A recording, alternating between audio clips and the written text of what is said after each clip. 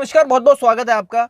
प्रधानमंत्री मोदी जी बोलते हैं कि भैया देश में कोई जातिवादी नहीं है, सिर्फ अमीर है और गरीब हैं। वहीं पे पार्लियामेंट में ये भी बोलते दिखाई देते हैं कि भैया मैं सबसे बड़ा ओबीसी हूँ। इससे ये पता चलता है कि भैया समय समय पे अपनी आवश्यकता के अनुसार प्रधानमंत्री जी अपनी बोली बदल देते हैं, अपने शब्दों को बदल देते हैं।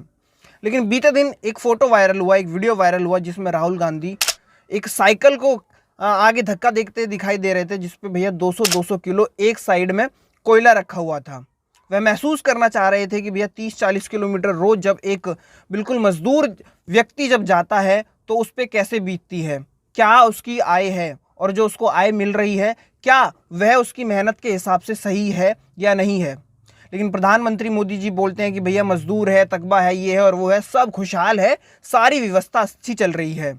लेकिन वहीं पर उनसे ये भी पूछना चाहिए कि जो इतनी मेहनत कर रहे हैं उनकी आय आखिर है क्या, आखिर क्यों उन्हें शिक्षा नहीं मिल पाई समय पे, वो इस तरीके का काम कर रहे हैं। जहाँ पे भैया आधुनिक हो चुका है पूरा का पूरा देश, वहाँ पर आज भी साइकिल से क्यों इस तरीके से ढोना पड़ रहा है उनको, सामान को, उनको वजन को। एक बड़ा सवाल यहाँ पैदा होता है कि भैया अपना शरीर काट करके इस तरीके से मजदूरी करनी पड़ रही है। और प्रधानमंत्री मोदी जी कहते हैं कि भैया देश में गरीबी कम है, देश में कोई जात नहीं है, ओबीसी नहीं है, अमीर है या गरीब है, बहुत सारे अनुसार, जरूरत के अनुसार अपनी बातों को वो घुमाते रहते हैं।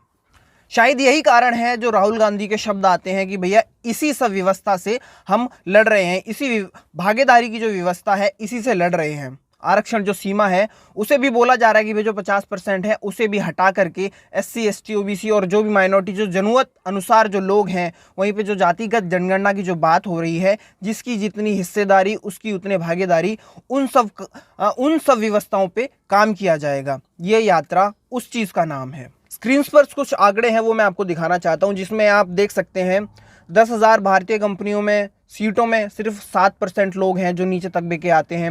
वहीं पे उच्च न्यायालयों में सिर्फ 16% हैं पूरे देश में अगर बात करें। वहीं पे केंद्र विश्वविद्यालयों में अगर प्रोफेसर्स की बात करें तो मात्र 13%। एक बड़ा सवाल उठता है कि भैया आखिर क्यों नीचे समाज जो भी है, पिछड़ा है, दलित है, ओबीसी है, उसकी ये जो भागीदारी है इतनी कम आखिर क्यों, जबकि वो आबादी के हिसाब से इतने ऊपर हैं। जहाँ पे कुछ समाज के लोग बोलते हैं कि भैया बहुत हो गई व्यवस्था की बात, बहुत हो गई ये बात, लेकिन जब तक जातिगत जनगणना नहीं होगी कैसे पता चलेगा भैया किसके पास क्या है, किसके पास क्या नहीं है।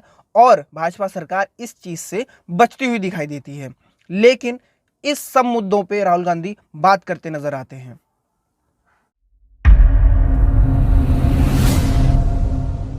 लीडरशिप जो भी कर रहा है भैया, चाहे वो कोई भी संस्थान हो, जहां पर कहते हैं ना कि भैया चेयरमैन है, बड़े पद के जो भी लोग हैं, वहां पर आपको SC ST और OBC के जो लोग हैं ना, वो चुटकी भर दिखाई देंगे नेतृत्व करते हुए, लीडर दिखते हुए, क्योंकि वह मजदूरी ज़्यादा करते हैं, क्योंकि उनको उच्च शिक्षा का अधिकार अभी तक सही से नहीं मिल पाया है। आप कहीं पे भी, कोई भी आपके अगल बगल कोई भी आंकड़ा या फिर सड़क या फिर कोई भी संस्थान देख लीजिएगा, वहां पर जो भी लीडरशिप कर रहा होगा वो SC ST और OBC का बंदा शायद ना हो, अगर हो तो चुनिंदा हो। ये व्यवस्था, ये यात्रा इस चीज को आगे बढ़ाने की है कि भैया जातिगत जनगणना बहुत जरूरी है, देश में उस तबके को भी ऊपर पहुंचाना है जो कहीं ना कहीं वंचित है इन सब भारत के अंदर चीजों से, रिसोर्सेज से।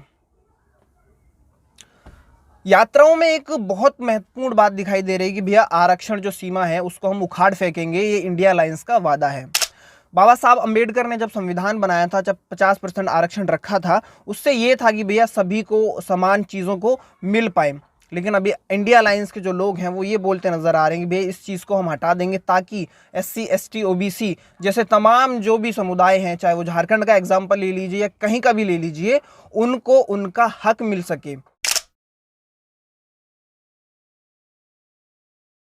आदिवासी समाज को मोदी जी से ये पूछना चाहिए कि आखिर कब उनके बच्चों को हक मिलेगा और वह भी बड़े बड़े संस्थानों में अधिकारी के रूप में दिखाई देंगे, बड़ी बड़ी यूनिवर्सिटी में अधिकारी के रूप में दिखाई देंगे।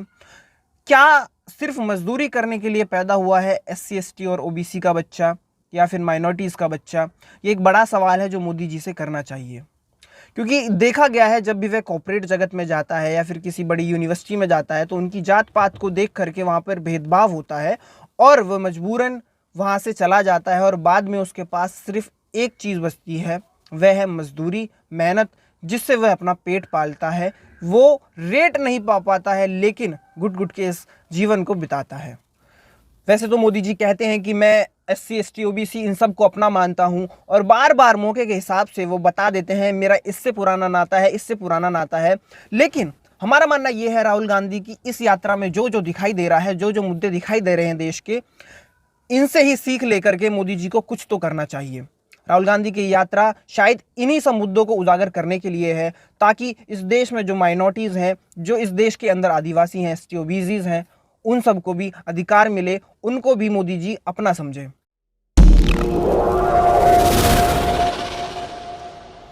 एक सबसे बड़ा सवाल पैदा होता है कि आखिर क्यों प्रधानमंत्री मोदी जी जातिगत जनगणना कराने से बचते हैं, डरते हैं।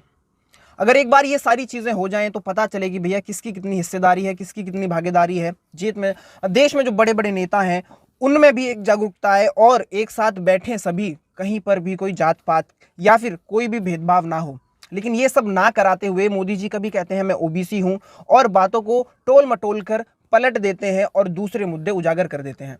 लेकिन राहुल गांधी की जो मेन यात्रा है उसमें एक बड़ा मुद्दा है जातिगत जनगणना, जिसे वो बार बार इस चीज़ को बोलते रहते हैं। और हमें भी ये बात समझनी चाहिए कि ये महत्वपूर्ण है, क्योंकि देश में समानता लाने के लिए देश में पता होना चाहिए कि भैया कौन कितना है, और सबको उनका अधिकार मिले, ना कि चंद लोग जो हैं वह अमीर बनते रहें। पूरी वीडियो पर आपका क्या प्रक्रिया है, आप कैसे इस चीज़ को समझते हैं, हमें नीचे कमेंट्स में ज़रूर बताएं।